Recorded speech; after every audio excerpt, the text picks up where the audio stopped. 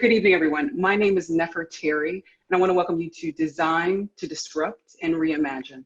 This is the second of 3 conversations, and if you weren't able to join us today at 3 o'clock when we kicked off Venture Café Philadelphia, there was an amazing discussion around equity, diversity, and inclusion in the enterprise space. I'd argue that that's a little late in the pipeline to have these conversations to really get our workforce and our population on the same page in terms of embracing everyone in the same space. So adapting to a qualitative education is the topic for today. As a professional and as a parent, I want to take a backseat during today's conversation and hand the mic off to somebody who is on the ground. He's been in the classroom as well as led grassroots educational reform efforts. Aguirre, welcome to Venture Café. Hey, thank you. Appreciate that. Hi, everyone. I don't want to be in the spotlight, like at all. I don't think there's been a more important time to amplify the demands of the very people navigating the experience of being students in the current educational system. Not too long ago, a leader of a school in Philadelphia released a statement. As you can imagine, it's a statement of support and solidarity.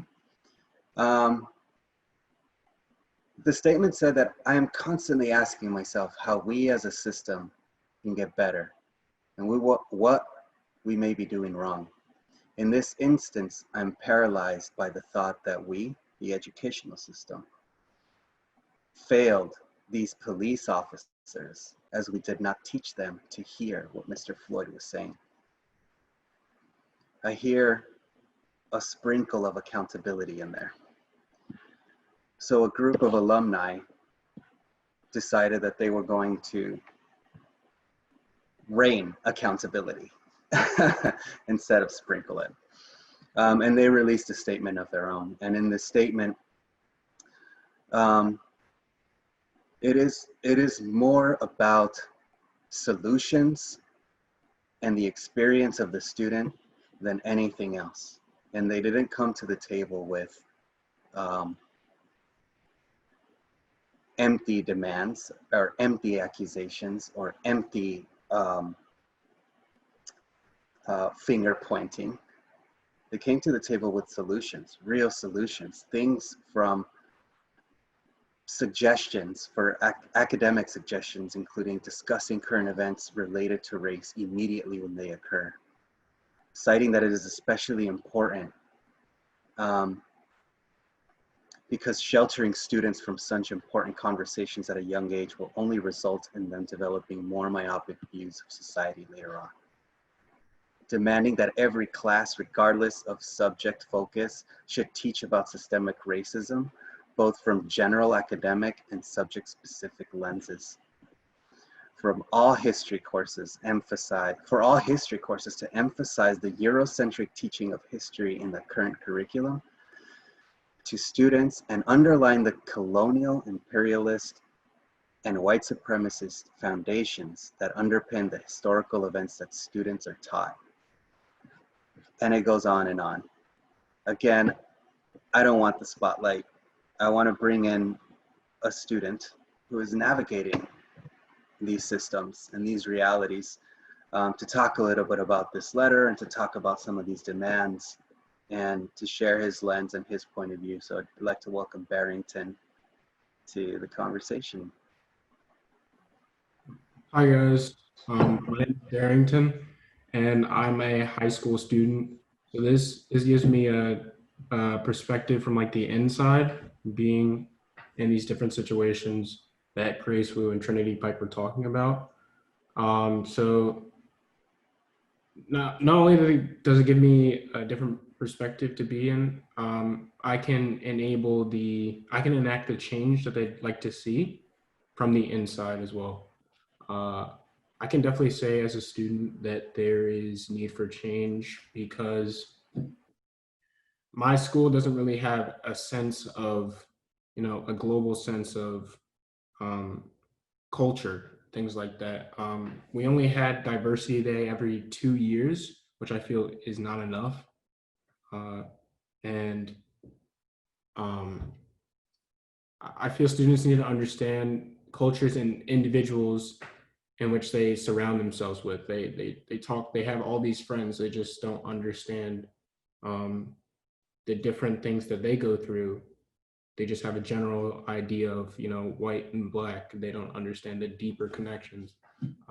So that when they grow up and they go into these different jobs and vocations, they can apply the things that they know they learn from high school and college on an international level, so that when they have those connections and contacts, they know more than the general ideas, and can speak when the topic of racism comes up. They have a better idea to formalize arguments, and they're educated in those sense. So as students, we need to know backgrounds before we organize arguments for change in years to come. If we grow students' knowledge of international culture rather than just one piece of it, it would prove valuable for global interactions affecting the society in which they plan to improve in the future. My K through 12 school district's mission statement is, we inspire excellence in every day, in students every day. And I feel that that's good and all, but it needs to be better. And like the petition said, it does need to be better. And they organize a more wholesome version, I feel. I wanted to share my screen to find that. So you guys, just in case you guys didn't, some of you didn't read it, you guys would have a better idea. So share that real quick. While you're doing that, Barrington, what does Diversity Day entail? So with my Diversity Day, they set up different activities throughout the school. So in the gym, which was the biggest part of the school, they set up different tables, and they had different cultures at each table. They had food, different stories to tell, different things. And the they called, I forgot what it's called, but there's this little area where there's a stage, and people would sing different songs. It was like a fun day, just to spread culture and people just to gain an understanding of what other people go through what they had to share that day. And it was only one day, and I feel it should be more than just one day, because I had a really good time, and I feel like other people did. You felt that exposure is something really important and lacking. Right. Appreciate that. So I want to take a quick moment to bring in two of the authors of this letter. Just offer some quick thoughts. And give me a second here.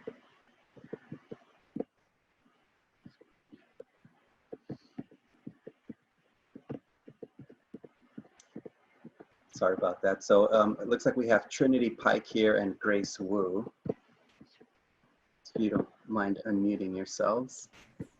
Hi, yes. I'm really happy that we're discussing this letter. I guess like two things. So first, we've definitely been updating it over time. So if you guys don't have access to the most recent version, we can link it in the chat.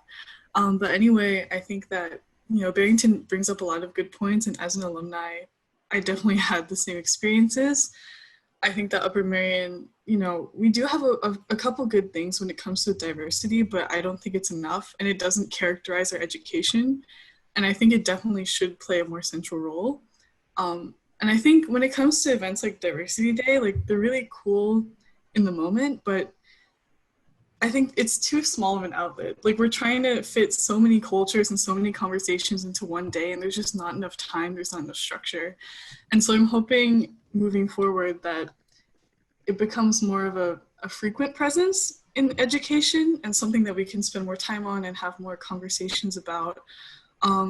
and that, you know, the district focuses more on action and less on like just providing resources or like, you know, spending money, you know, because like that's great, but I think it's also important that, you know, teachers, faculty, basically everyone like takes the necessary actions to really live an active, like anti-racist lifestyle.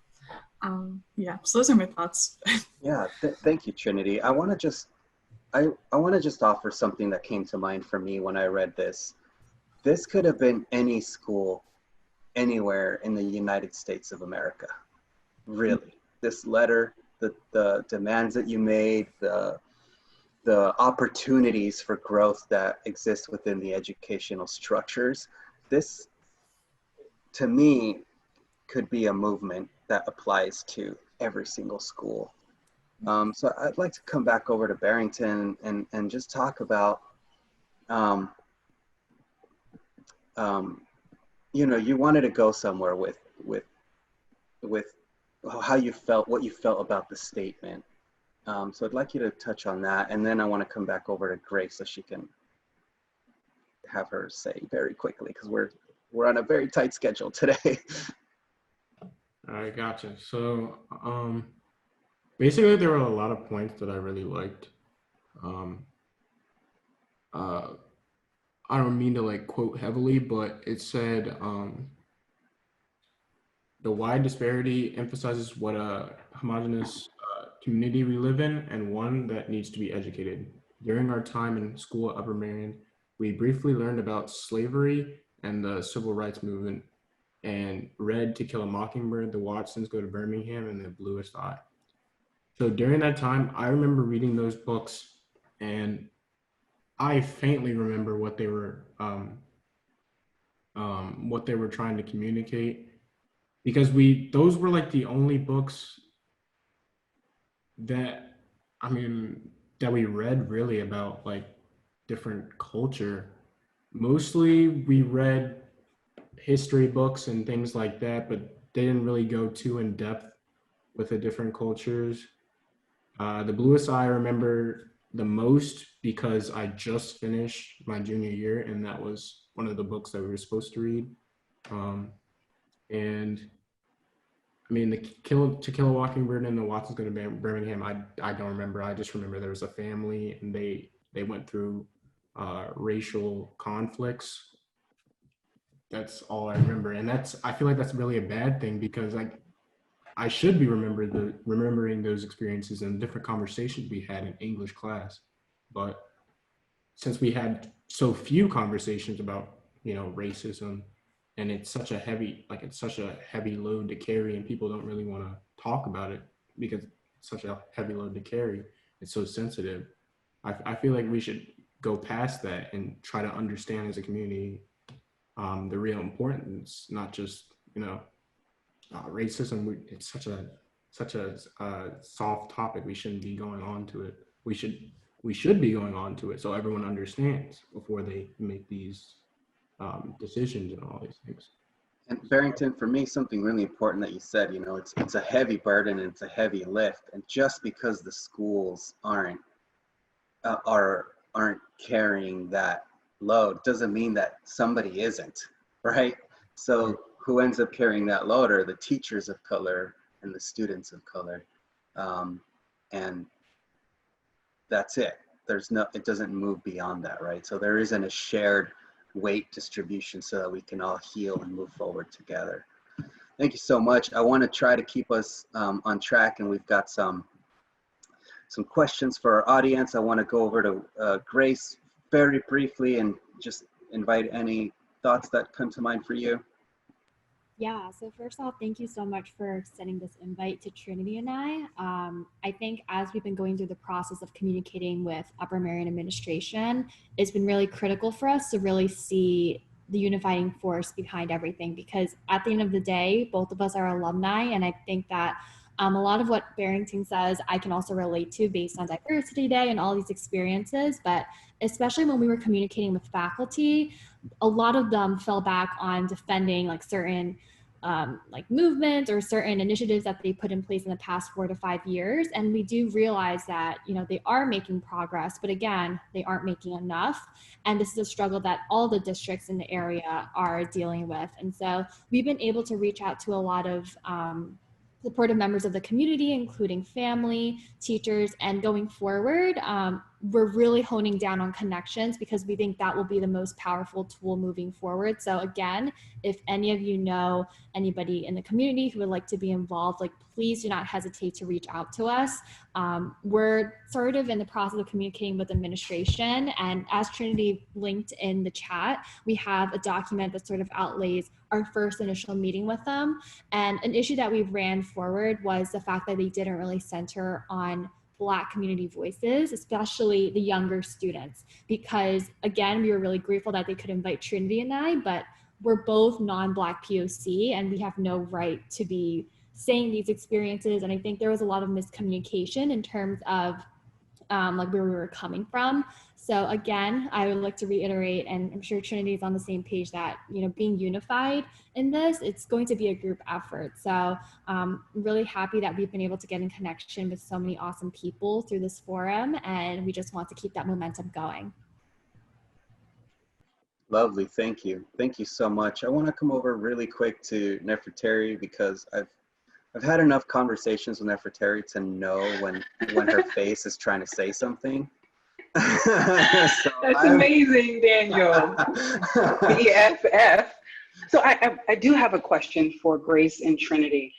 Being alumni of the school district that you kind of gifted this petition to, what have you learned, or what experiences have you had since graduating that you credit your ability to create such a document that expresses and communicates what you'd like to see? What are some of the light bulb aha moments that you've had?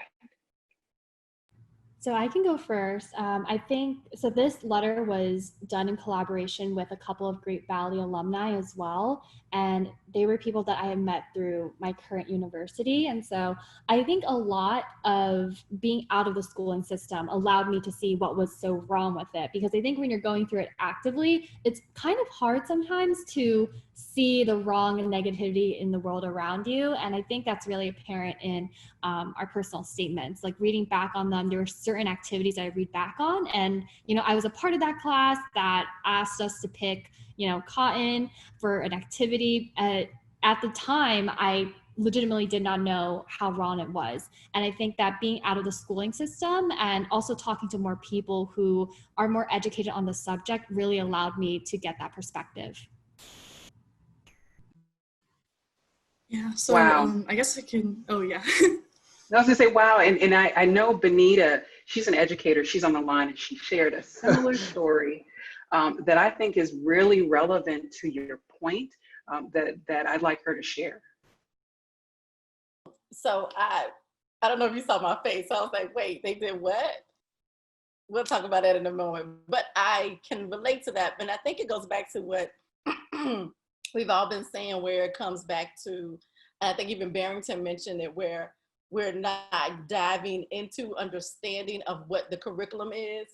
And the young ladies even stated it, like, or when they become, you've been doing it so long, but it's so wrong, then now that we're pointing it out to you, that there's a defense behind it. I was just sharing with the group that I was overseas teaching in on a military base, American children, and went to the music class with my students. And for Black History Month, the teacher started singing a song, and it literally said, "Cotton needs a picking real bad." And I remember sitting there going, I'm sorry, what? What did you just say? And he was teaching it to the students, and in kindergartners, they had a nice little beat, and they were just singing it, and they were jumping around. And I was like, well, wait, this is so inappropriate. This is culturally not okay. So I immediately left and went and found the administrator. She came back up, and we had to have a meeting of the minds so I could explain to the music teacher, who was an American male, white male from the South, how culturally inappropriate it was, why we needed to change it and was able to give him some songs that he could teach about for Black History Month that would change the direction of what you were saying. I think I understood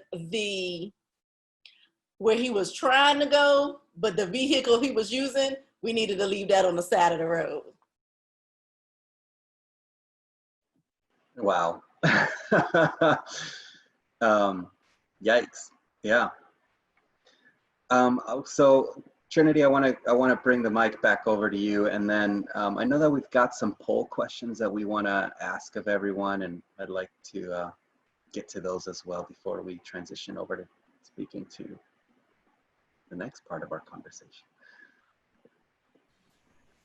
Yeah, so I guess just back to the, oh, I see a poll. Yeah, so actually this sort of ties into what I was going to say, because I was just going to reflect on Grace's experience. Mine was a little different. So I think I definitely spent a lot of high school definitely like struggling a bit. And I think I was a little bit aware of these issues. I think I've definitely experienced some of the racism like firsthand in Upper Marion, although it's not a huge extent. And I think one of the big problems that students face is not feeling empowered enough to really, take on that leadership. And I don't think I really felt, comfortable speaking about what was bothering me because like it wasn't being validated by authorities like in the system. And I think it took me until college to be able to stand up like this because of the different kind of education I was receiving. Not to say that Upper Marion is doing bad, but I think there needs to be more of a focus on making sure students get heard, especially on issues like racism, where I think sometimes people, teachers try to like sugarcoat it, or maybe they don't teach it in the proper way because they think that students or kids won't be able to understand it deeply, when that's just simply not true. And I think moving forward, one of the biggest focuses that Grace and I want to bring as we're talking to the district is student representation, because I think we've seen, even in like responses to this letter, just how powerful those perspectives can be and how those voices really need to be uplifted. Hopefully not just in our personal statements that are being written down, but in actual conversations moving forward. So yeah. Thank you so much, and thank you both for joining today. There's another piece to this, right? There's students and there are the educators, and there's some control over the classroom, but there's also some lack of control there. So let's move over to that space and bring in some of our educator voices. I know we've got Lakeisha here with Ties, who helps to manage STEM ecosystems around the country, and she herself was an educator and had a lot of focus on social emotional learning and awareness. I know you're gonna. Sure, I'll step in. I don't even know why I'm on here actually as the ecosystems. I must have been logged in for something else. It should say my name, but so I'm hearing so many great things, and I've always surrounded my career or centered it amongst really leveraging student voices. I definitely feel like I've been an advocate in every situation I've been in as an educator. So thank you guys as youth for really, putting this forward. And youth transitioning into adulthood. You're not even youth like kids. You guys are definitely doing some great things. So thanks for that. One thing sticking out to me is kind of how we're talking about culture, because when I hear what you guys are saying about how culture looks at your school, I think those surface things, those tangible things, the music, the food, kind of those things. But what I think we're really talking about is not just the need to teach culture and how it looks and what's represented in culture, but also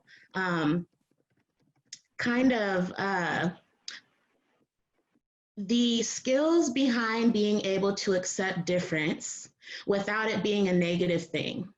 With opportunities, that difference could be a way for you to learn something new, whether that's a new skill, whether that's about a new person. But I think that we're talking about something deeper than just those surface levels of culture. I would argue that the things that need to be taught in school aren't just cultural diversity. We also need to teach kids confidence and give them a platform to actually speak. We definitely need to teach them those SEL skills, like identifying why you're uncomfortable in a conversation, having uncomfortable conversations. What does that actually look like? Can we get to a solution through those things? We don't teach those kids those things often.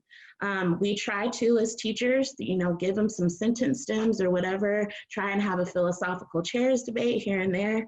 But what are the topics we're actually talking about? Are we intentionally talking about difficult things? I think that's okay and necessary, but I do think it's gonna take us needing us to take a step back with our educators specifically to make sure that they are equipped to do that. And by equipped, I mean they're acknowledging what the system is and how it is. 2, they're willing to learn, educate, and kind of redo some of their systems. And 3, invite those spaces into our classrooms. So I'm hearing a lot of good stuff, but those are kind of some of my takeaways so far. So I'm gonna pass the mic on over to whoever else is ready. And I just really quick, thank you so much, Lakeisha. I think there's a couple more questions that we wanted to pose to everyone. And we hope that everyone takes a quick moment to respond to them.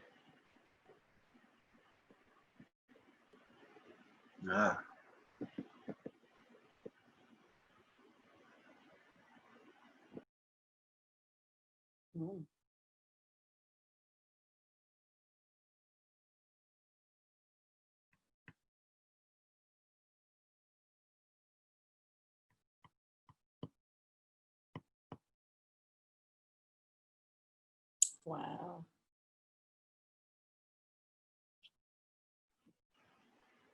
It's very telling, isn't it?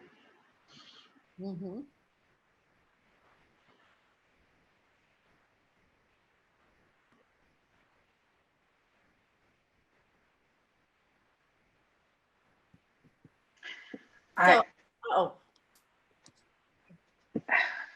I'm seeing some of the results from the polls, and there's kind of a consensus.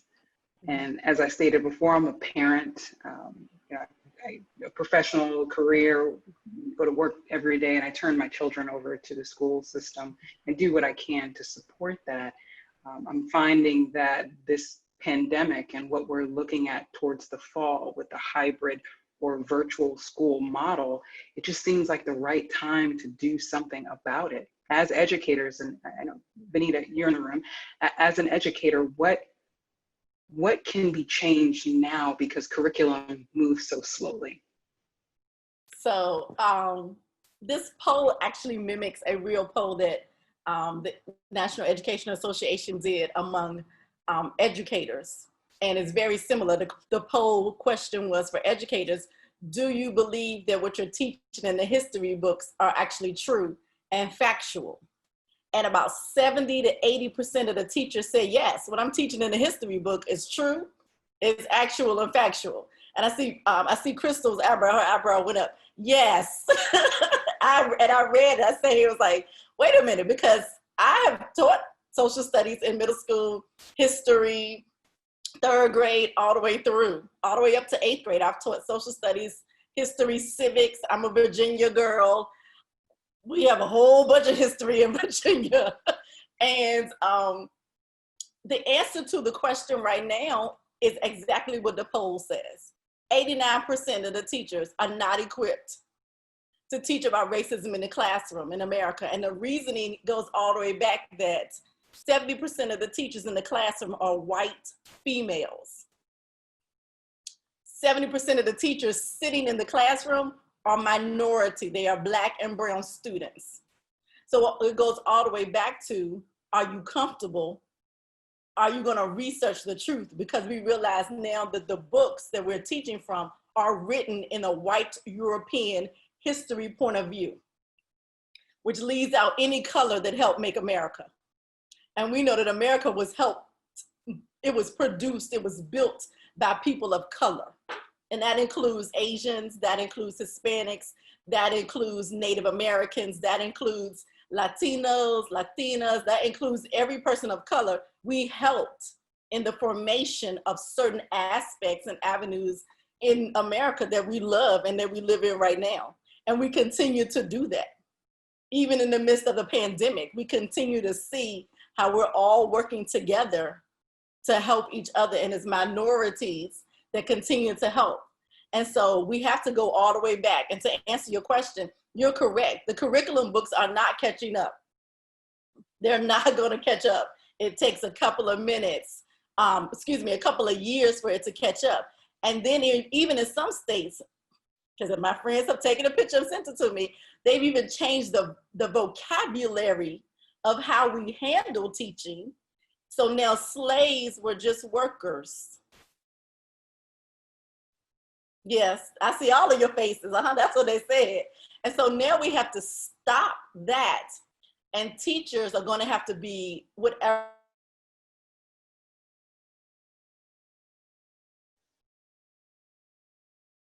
Benita's frozen for me. She's frozen for me too. And I know we have other educators here in the room as well. And I want to ask a question about what does it mean to equip teachers? Oh, okay.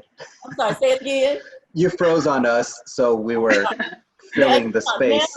Now a little thing says, my internet is unstable. So all of the teachers taught us the good, the bad, and the ugly. So I think one of the things we have to start doing, and especially parents, I love parents who are engaged. I love parents, social workers who are able to come in and assist me in the class. When the teachers, when we come together and say, you know, we're going to teach about Christopher Columbus. We have to teach about the Native Americans were here first. And this is what he was doing for European countries. And then he came over. And unfortunately, because they weren't used to this, and we have to teach it correctly. But I also teach my students, history teaches us so that we never repeat it. But we cannot be like, I'm never going to do that. No, you would not have, because we were not born then. We're going to respect the history and honor the history, and then we're going to move forward.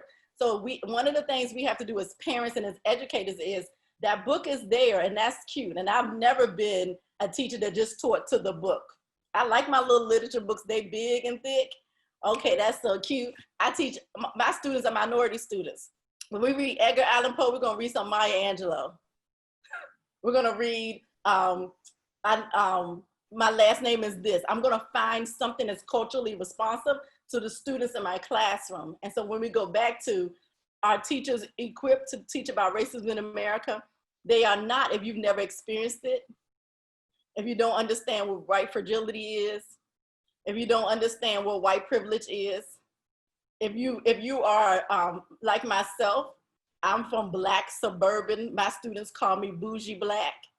So it took me a minute to even convince them that I was Black enough, as they told me. So all of those things you have to work through in your classroom, and then you have to work through the curriculum.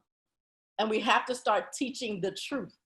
The truth hurts, but it doesn't make me love America any less once I find out the truth, because I'm American. Benita, I think you brought up some really good points. We want inclusivity. We want a safe space. We tend to focus on including those that are other than white, but in that space for learning, I think it's really important that there's not any ownership of the blame of history by our white brothers and sisters who are in the classroom, or teachers that are in the classroom as well. And the added literature that you're talking about bringing into the canon of the classroom, including the community, because curriculum can't be updated really, really quickly, you can patron your local Black bookstore to bring in those Maya Angelou pieces. And Trinity and Grace actually outline that in the petition, saying patron Black-owned businesses, restaurants, bookstores, and put them in front of the educators and the different social groups in the community of the school to patron them as well. So you brought up some great points. Hi, I'd like to chime in just from another educational point of view. So I'm Krystal Dillard, also an educator, was a teacher for 15 years, and then a teacher coach, and now co-directing a self-directed learning center where we are moving from the paradigm of schooling and doing it purposely. And part of what I'm sitting here thinking about as I listen to all of this is how many things that have come up here that really have to do with the way that schools are set up and inequities that are just a part of it. And one of the things to point out there is something that Barrington said. Barrington listed some great books, The Bluest Eye, The Watsons Go to Birmingham. These were great books, but Barrington also talked about not even remembering anything about it because we're glazing over it. So we are in a place of schooling in this country, especially because of high stakes testing and high stakes standards, where we're so busy stuffing in curriculum that like, even if the history was well taught, even if we did get it right, how much would we be retaining if all we're doing is glazing over these facts and never going into curriculum deeply? And so for me, the opportunity that's presented in this time of COVID is a time to go deep. Like, let's stop going on the surface with our learning and let's go deep into something. Because if you go deep into almost any topic, any book, there's social justice in that, there's math, there's all kinds of things. But we are in such a system of splitting apart education into these compartments, throwing them into standards, and then throwing tests at them, that we are missing the point. And it is desperately hurting not only our students, but our adults as we go out into the world, really not even knowing hardly how to learn other than memorizing facts. Great points, Krystal. And it goes back to what I was saying in the opening about the inclusion and diversity conversation at 3 o'clock that was about the workplace or an enterprise, where we want to see the result of your education, skill acquisition at play, in some cases for profit or a nonprofit space. So slowing down is really important. And I'm supposed to be on the sideline. I'm going to go back to the sideline. You take the mic. I do have a comment. Oh, go ahead, because I've already spoken then. So first and foremost, good evening, everybody. So my name is Bryan Carter. I'm a STEM teacher at Imhotep Institute Charter High School for 9th grade.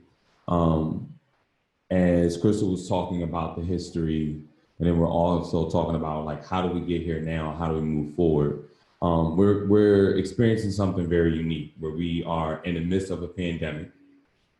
We are dealing with race relations, and we're also looking at that through a lens of education.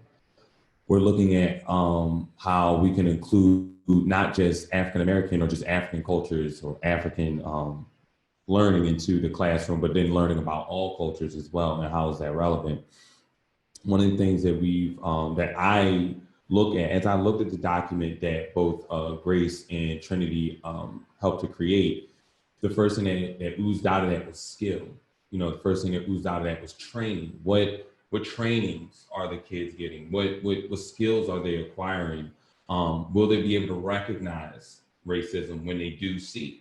Will they be able to diffuse racism when they do see it as well? Also, the things we talk about as far as tying into the Black businesses that are in the area, you know, having the bookstores, having speakers, having specialists that come into these ecosystems and speak about that stuff. Lakeisha, when you talk about culture, which is the thing that I study all the time, we got to look at the rules. We got to look at how the rules are imposed. We got to look at how the rules are upheld. It's a lot to take from what's going on right now. I think what is best, or just from what I've consumed from this conversation and document that both, again, Grace and Trinity helped to create, was that this generation needs to be trained up. They need to be trained up, because emotionally, academia has responded by creating drones, by giving facts, by just glossing over. So how do we repurpose the facts that the students are now being given to arm them as change agents? That's where my headspace is. We're getting all this knowledge, but where does it work? And then how do we show them that this knowledge or this body of knowledge will work with what we're giving them? That's my piece.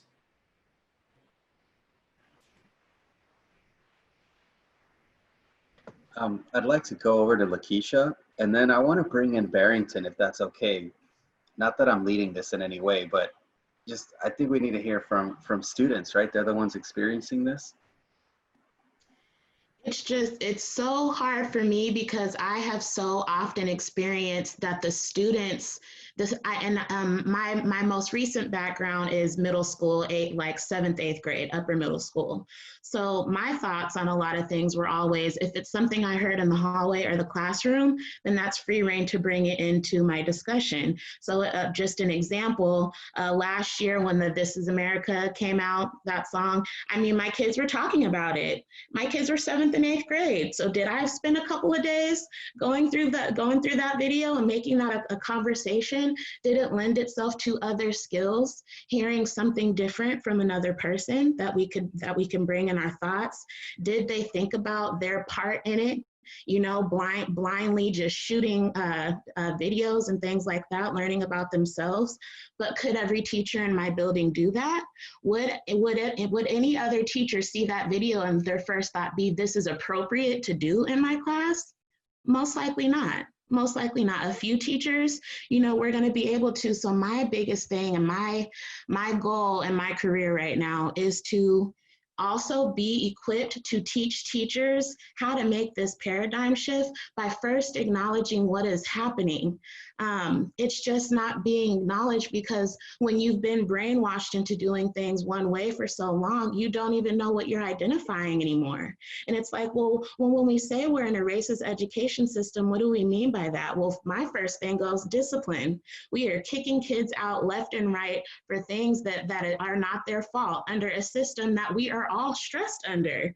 You are stressed. It is hard to discipline because nobody agrees with it, but we follow these systems of doing it that's often escalated in the same way that an interaction with a police officer is now escalated, right? You get a verbal warning, and then you maybe get a redirection, or I'm going to sit you somewhere else. And then after that, I have to call your parents. And then if you keep going, I actually have to send you out of the class.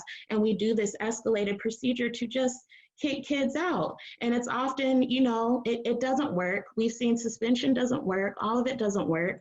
Kicking kids out. I was watching a documentary on Netflix called Teach Us All. If you haven't seen it, definitely go watch it. It's good.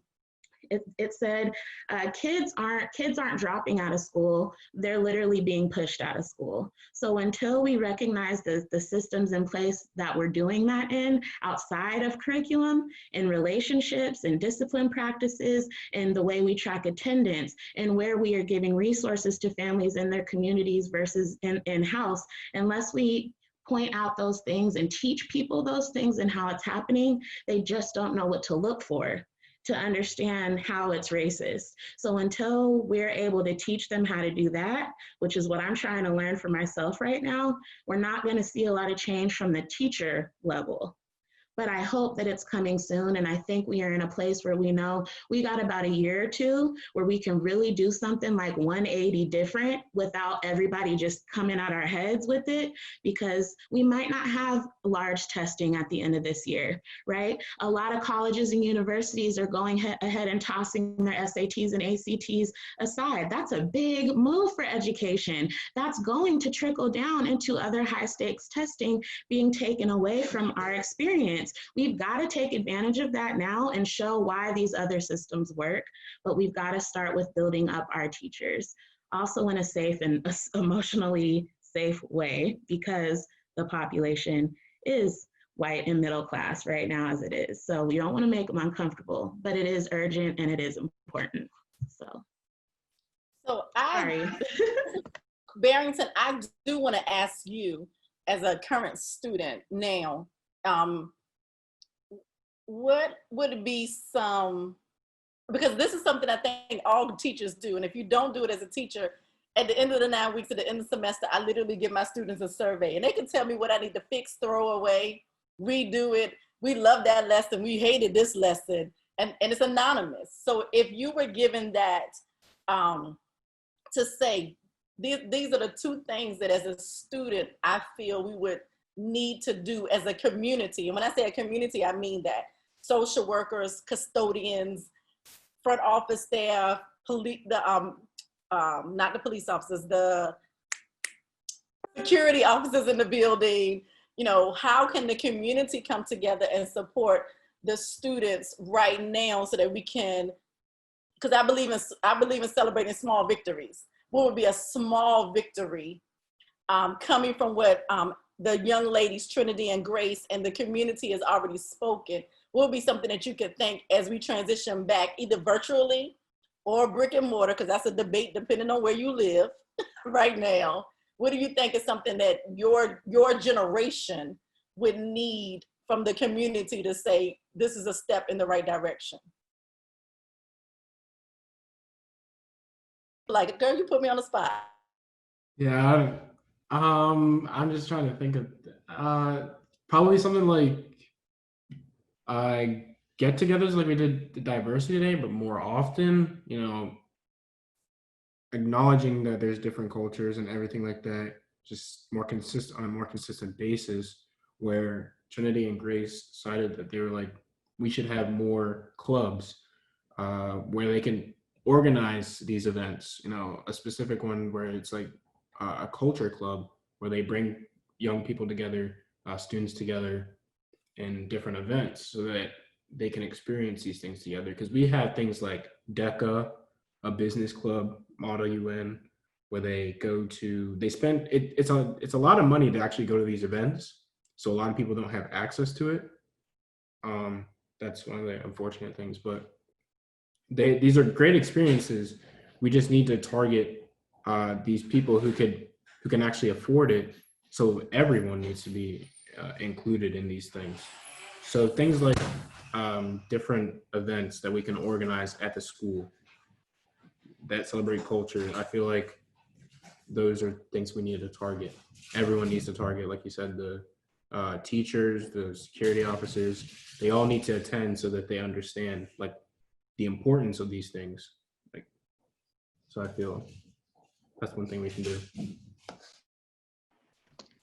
I think that's super key, and thinking about a student's entire like sphere of support is really like a direction that I think we need to design curriculum around and the school experience around, including bringing parents and guardians into the teacher professional development experience, and bringing in school administrators into that experience as well, because if teachers are being measured by how they are or aren't teaching the curriculum, like next generation science standards. There are a lot of principals who do not understand next generation science standards, yet they're checkboxing whether their teachers are actually doing it or not, right? So like bringing the whole community into that experience, I think is such an important missing piece to education as a whole. And you don't see a lot of community. In fact, growing up, going to the school that I went to as a Latino kid, as an ESL student, one of the first signs on my school that I learned to read said no parents beyond this point. So that was like one of my earliest memories of school, is knowing that my mom does not belong inside the school. She belongs out here. And I still see those signs, right? So it's like, how are we bringing the community in that way?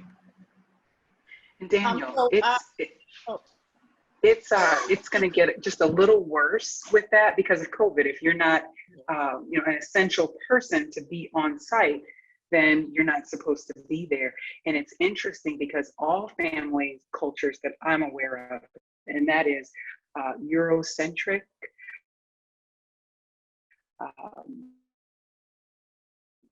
there's building, and now that we're talking about cultural diversity, I think this one is a really good form, Venture Café, being it's so community centric.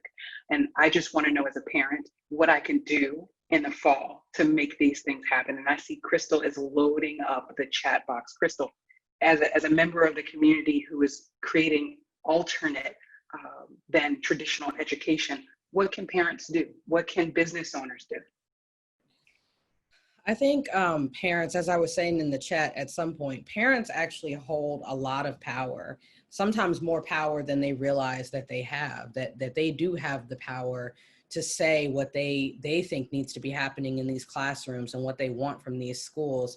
I also know that not every parent is in a situation where they feel empowered to do that, or that they feel supported to do that. And that in and of itself is a problem with our system, that we have so many parents at different levels who have been told or given messages about what's okay or what's not okay for them to be doing as a parent. But I will reiterate that every parent has the power to approach their administrator, to approach their teacher, to approach their school board, if that's what they're dealing with, to say what their issues are. On top of it, everybody is more powerful when collected versus being alone. So a lot of this has to do with parents coming together as a collection, parents and teachers. It could be parents, teachers, and students together, but the idea of with many people who are on the same page, you are going to get more done and have more impact than trying to go about it alone. So I really encourage parents to find other people within their school community who are also wanting to see change. I wanted to add real quick, I do agree that parents are in a unique position. They can reinforce the things that their children learn, and it's easier when they're young. So when they're young, you should not just shut them down when they don't have, you know, the right answer. You should try to, that's an opportunity for the parents to learn themselves if they're not really familiar with the history. Because I know with my mom, I tell her about everything I learned in history, and either she knows or she doesn't, and she looks it up so then she can reinforce what I learned so that I understand the whole side of it. And she'll give me books to read, so that's another thing. But yeah, I agree. I had a question for Barrington, actually. Let's say your school, like you did develop your culture club, and your culture club wanted, and this is under the current environment of your school now. That's the lens I want you to kind of look at it from. Let's say this culture club did want to do something that was radical, whether that be, you know, have your own protest in your community, because a lot of these protests are actually being started by a lot of kids, a lot of teenagers. I know it's happening in Nashville, Washington. I know several teenagers who are getting thousands of people together for this stuff, whether it's maybe a sit-in. If this club wanted to do something more radical to support any culture, any cultural experience, would your school allow you to do that from school? I'm gonna say no, because there's a lot of things that play into that. I know when I tried to introduce, you know, a new club to my school, it was a very hard process. There's a lot of things I had to go through, and it took a lot of time. So I feel like something as controversial as doing, like, you know, organizing all these kids with the school behind them, and the parents, like, there's going to be a lot of backlash from the parents or something like that, the community. I don't think the administration would, like, agree to that. I don't think, yeah, it'd be really tough. You'd have to have a lot of points and a lot of people on your side that they feel would bring the message across, and, like, they feel as important, I feel. But yeah. And I ask because that language and that power is in this letter that I read from the ladies that wrote it. So I don't think that ladies, definitely correct me if I'm wrong. I don't think their intention is to keep things safe and quiet. I think it is probably to stir some things up, you know, in a good way. But my question to you guys is, are you prepared for the plan B and the plan C that you have to have when those defenses come up from the adults that may create barriers for you in some of these goals? Because you're going to have those other steps, or be able to understand some loopholes too. And that's just real adult talk, because if we're going to ask for these big things, we have to know what's going to come too. And I want you to be prepared for that. So that's why I asked that question. Like, how far is your school ready to support these kinds of things? I also think that, and somebody put it in the chat, and I tried to scroll back down, up or down, and look and see. But it goes back to, it's kind of like us opening up for COVID. It depends on where you are. And so I think it depends on where the families are, where the school is, and where the students are. And somebody made an amazing point. And if you're still in here, please jump in or put a hand up. You said we have to train the kids on their confidence, and then how to do what Lakeisha is saying, step A, step B, step C. So it is, somebody trained us. Like we did a protest when I was in high school, but our parents coached us in the back. So like we went to them and said, we don't want this person to speak at our graduation. We want this person. And we did a sit-in. And our parents brought us the pizza. Our parents brought us the drinks. But we were coached because we just had this idea. And so even the people that you were speaking about, they got all of the thousands of people marching, they were still being coached by someone. And so I think that's the part of when the community becomes involved, where every school is not ready for a radical change. Some schools are just, we're gonna sip this little soup like this, and some schools are ready to drink the whole tea. Yes, that was me. My name is Judith Dumorney-McDan, and this is an enlightening conversation. And I have been in the space of working with teens for 25 years. And the name of my program is called Teenagers in Charge. And it is exactly that.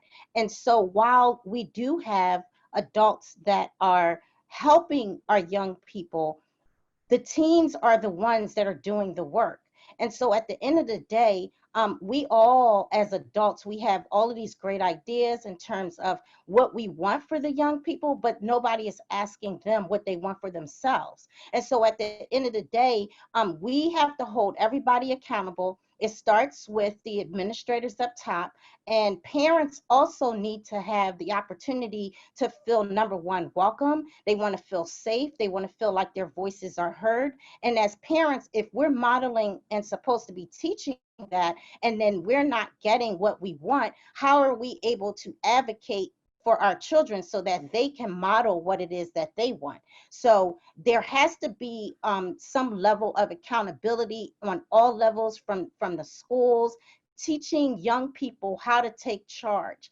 And young people, just like someone said that parents' voices are loud and clear, so are the young people. Their voices are loud and clear as well. And we're beginning to see it with this movement where the young people are basically learning how to take lead, and they're learning how to advocate. But here's the thing, if there's no plan of action, how are they going to be able to move forward? We need to help them to say, yes, you're doing a great job.